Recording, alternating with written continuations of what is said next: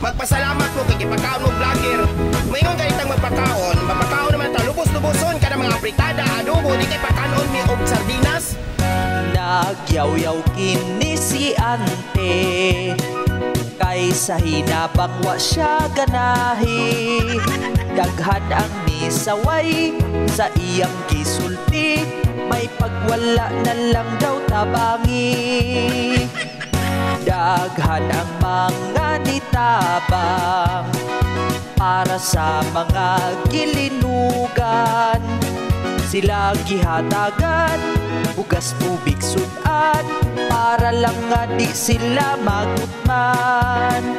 Apan si ante kay nag-inarte, sa sardinas wa siya ganahi.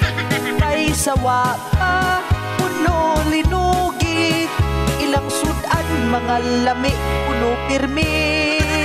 Ang iyang gusto ihatag ninyo, kay afritada yun ug adobo.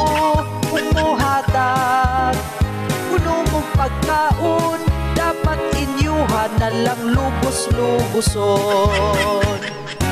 Ang mga tao nga nitabang, ako silang pasalamatan. Dako man o gamay, basta tinud-anay, daghan ng mga taong malipay. Magpasalamat ko kay ipakaon mo vlogger. Mayon kay itang magpakaon, mapakaon naman ta lubos-luboson kada mga fritada, adobo, di kay pakanon mi og sardinas. Sardinas, ipakaon ninyo namo tay kabugo. Buanga, unya bang hambog pa? Hoy, wa may linog, dili ba sardinas mo gikaon? Adobo, apritada. Ang mga tao nga nitabang, ako silang pasalamatan.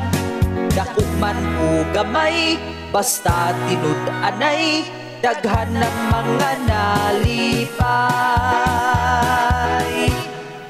ay panawan.